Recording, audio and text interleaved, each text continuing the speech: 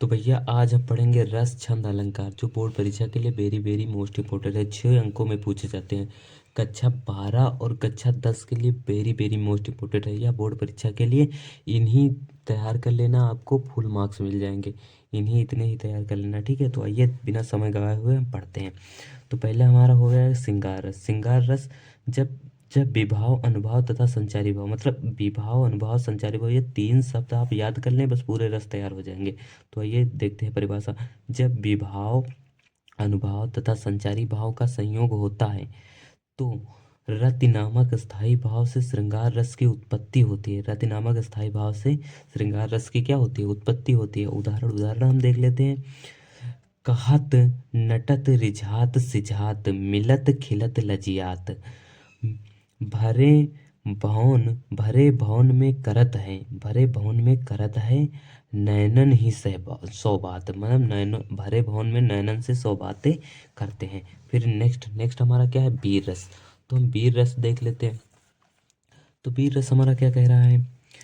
जब विभाव अनुभाव, देख लीजिए, विभाव अनुभाव यहाँ भी आया गया है ना। विभाव अनुभाव तथा संचारी भाव का संयोग होता है। जब विभाव अनुभाव संचारी भाव मतलब संयोग मिलते हैं, एक में संयोग होता है, तो वहाँ पर उत्साह नामक स्थायी भाव, मतलब जब कोई इकट्ठा जब जो होते हैं सभी लोग, तब उत्साह प्राप्त होता है, मतलब कि उत्साह होता है। तो वहाँ पर उत्साह का क्या होता है? उत्साह से हमें क्या होता है? वीरता प्राप्त होती है, मतलब कि ताकत प्राप्त होती है। तो वहाँ पर उत्साह नामक स्थायी भाव से वीर रस की उत्पत्ति होती है, तो इसे हम वीर रस कहते हैं। बस इतना ही करना है, कुछ है नहीं, कुछ नहीं, बस एक बार समझ गए तो आपको पूरा होगा। उदाहरण देख लेते हैं। बुदिल्ले हर बोले, बुदिल्ले हर बोलो के मुख, हमने सुनी कहानी थी, खड़ी लड़ी मर्दानी, वो तो झांसी वाली रानी थी। मतलब यहाँ वीरता की बताया गया है, वीरता के बारे में। तो यहाँ पर कौन सा रस है? वीर रस है। तो नेक्स्ट हमारा हास्य रस है। तो हमारा हास्य रस देख लेते हैं। हास्य रस से हमारा क्या कहता है? जब विभाव अनुभाव, यहाँ भी आ गया ना, विभाव अनुभाव तथा संचारी भाव का संयोग होता है। जब विभाव अनुभाव तथा संचारी भाव का संयोग होता है तो वहाँ पर तब हास्य नामक स्थायी भाव से हास्य रस की उत्पत्ति होती है। जब विभाव और अनुभाव का संयोग होता है तो हास्य नामक स्थायी भाव से हास्य रस की उत्पत्ति होती है, तो वहाँ पर हास्य रस होता है। ठीक है, 2 लाइन की है परिभाषा, आप याद कर सकते हैं। ठीक है, फिर उदाहरण देख लेते हैं। उदाहरण हमारा क्या है? बुरे समय को देखकर, मतलब बुरे समय, मतलब जब बुरे समय को देखकर गंजे तो क्यों रोए, मतलब तुम क्यों रो रहे हो? किसी भी हालत में तेरा बाल ना बांका होए, मतलब किसी भी हाल में तुम्हारा बाल भी बांका नहीं होगा। उसके बाद हमारा नेक्स्ट नेक्स्ट हम क्या है? नेक्स्ट हमारा है अलंकार। नेक्स्ट हम अलंकार देख लेते हैं। तो नेक्स्ट हमारा अलंकार कौन सा है? उपमा अलंकार। ये मोस्ट इंपॉर्टेंट है, वेरी वेरी मोस्ट इंपॉर्टेंट है। जितने भी अलंकार और रस हैं ये बहुत ही इंपॉर्टेंट है। तो तो आइए हम देख लेते हैं उपमा अलंकार। उपमा अलंकार में क्या कह रहा है?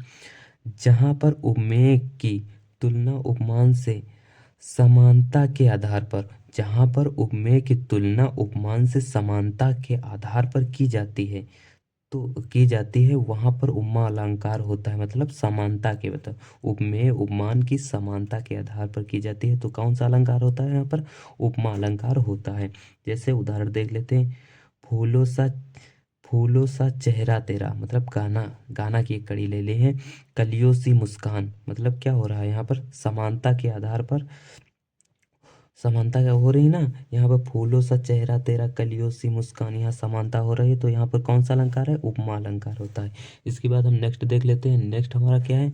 नेक्स्ट हमारा है रूपक अलंकार। तो रूपक अलंकार हमारा क्या कह रहा है? रूपक अलंकार देख लेते हैं। रूपक अलंकार कह रहा है जहाँ पर उपमेय में उपमान का भेद रहित आरोप हो, मतलब उपमेय में उपमान का भेद रहित आरोप हो, वहाँ पर रूपक अलंकार होता है। यहाँ पर 2 उदाहरण लिए हैं। उदाहरण पहला हमारा क्या है? पायो जी मैं राम रतन धन पायो, यह भी गाना है। पायो जी मैं राम रतन धन पायो। नेक्स्ट हमारा है चरण कमल बंदो हरिलाई। जो चरण है वो कमल, कमल के समान है। जो श्री कृष्ण जी के चरण हैं वो किसके समान है? वो कमल के समान है। उसके बाद नेक्स्ट हम अलंकार देख लेते हैं। तो हमारा नेक्स्ट अलंकार है, नेक्स्ट हमारा है यमक अलंकार। यमक अलंकार हमारा क्या कह रहा है?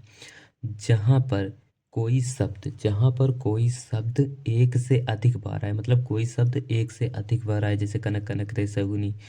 एक शब्द, जहाँ पर कोई शब्द एक से अधिक बार आए और उसका अर्थ अलग अलग हो, कोई शब्द एक बार आए उसका अर्थ अलग अलग हो, तो वहाँ पर कौन सा अलंकार होता है? तो वहाँ पर कौन सा अलंकार होता है? यमक अलंकार होता है। यमक मतलब यमक अलंकार होता है। शब्द एक कई बार आए वहाँ पर यमक अलंकार होता है। ऐसे याद करना, फिर परिभाषा आप बना लेंगे। ठीक है, फिर उदाहरण देख लेते। उदाहरण हमारा क्या कह रहा है? काली घटा का घमंड घटा। काली घटा, यहाँ पर एक बार यहाँ भी घटा है, एक बार यहाँ घटा है। यहाँ का अर्थ और है काली घटा मतलब दूसरी का यहाँ घड़ा, यह भी घटा का है, तो यहाँ भी इसका अर्थ अलग है, इसका भी अर्थ अलग है। नेक्स्ट हमारा नेक्स्ट है सोना कितना सोना है, सोने जैसे तेरा मन। यहाँ सोने का अर्थ दूसरा है, यहाँ सोने का अर्थ दूसरे है। फिर इसके बाद हम देख लेते हैं शैलेश अलंकार। शैलेश अलंकार यह भी बोर्ड परीक्षा के लिए वेरी वेरी मोस्ट इंपॉर्टेंट है। तो ये शैलेश अलंकार देख लेते हैं। तो शैलेश अलंकार हमारा क्या कह रहा है? शैलेश अलंकार हमारा कह रहा है जहाँ पर कोई शब्द एक ही बार आए, मतलब कोई शब्द एक बार आए लेकिन उसके अर्थ, मतलब उसके अर्थ अलग अलग हो जाएं, जो है उसके अर्थ हमारे अलग अलग हो जाएं। जहाँ पर एक ही शब्द कई बार एक बार आए उसके शब्द अलग अलग हो जाएं, वहाँ पर शैलेश अलंकार होता है। तो जैसे उदाहरण देख लेते हैं। और उदाहरण हमारा क्या कह रहा है? प्रीतम बदल प्रीतम बदलात दो लाल मेरा कहाँ है। प्रीतम बतला दो लाल मेरा कहाँ है। और नेक्स्ट हमारा उदाहरण क्या है? रहीमन पानी राखिए बिन पानी सब सून, पानी गए न उभरे मोती मानुष चून। मनुष्य चून, ठीक है। फिर नेक्स्ट हम देख लेते हैं। नेक्स्ट हम देखेंगे, नेक्स्ट हमारा क्या है? नेक्स्ट हमारा है दोहा। तो हम दोहा देख लेते हैं। दोहा और सोरठा, ये भी बोर्ड परीक्षा में, ये तो 100% पूछे जाते हैं, 100% ये जरूर पूछे जाएंगे। हर बोर्ड परीक्षा में पूछे जाते हैं, इस बार भी पूछे जाएंगे। तो दोहा देख लेते हैं। दोहा हमारा क्या कह रहा था? क्या? यह एक अर्धमात्रिक छंद है। अर्धमात्रिक छंद है। इसमें 4 चरण होते हैं, पहला दूसरा तीसरा चौथा, 4 चरण होते हैं। पहले और तीसरे चरण में पहला चरण और ये हमारा तीसरा चरण, पहले और तीसरे चरण में कितनी मात्राएं? 13-13 मात्राएं होती। इसमें और इसमें 13-13 मात्राएं होती हैं। तथा दूसरे और चौथे चरण में हमारी 11-11 मात्राएं होती हैं। इसमें जो मात्राएं होती हैं 13 और इसमें 13 होती हैं, और इसमें इसमें 11 और इसमें 11 होती हैं। इसी का उल्टा हमारा सोरठा होता है। जहाँ नेक्स्ट दे लेते हैं। नेक्स्ट हमारा है सोरठा। सोरठा यह एक अर्ध सम्मात्रिक छंद है। इसमें 4 चरण होते हैं, मतलब 4 चरण इसमें भी होते हैं और इसमें भी 4 चरण होते हैं। पहले और तीसरे चरण में 11-11 मात्राएं और दूसरे और चौथे चरण में 13-13 मात्राएं होती हैं। मतलब दोहा का उल्टा सोरठा, सोरठा का उल्टा दोहा होता है। ठीक है, तो उदाहरण देख लेते हैं। उदाहरण क्या कह रहा है? राधा नगरी सोई, राधा नगरी सोई मेरी भाव बांधा हरिओ, मेरी भाव बांधा हरिओ। फिर यही हमारा उदाहरण है। स सस्यमु सस्यमु हरित दूति होई, सस्यमु हरित दूति होई जा तन की झाई पर्यो, जा तन की झाई पर्यो। इसी का उल्टा मैंने कर लिया है। तो यही आप याद कर लेंगे, या बोर्ड परीक्षा के लिए वेरी वेरी मोस्ट इंपॉर्टेंट है भैया। तो याद करके जाना। मिलते हैं नेक्स्ट वीडियो में।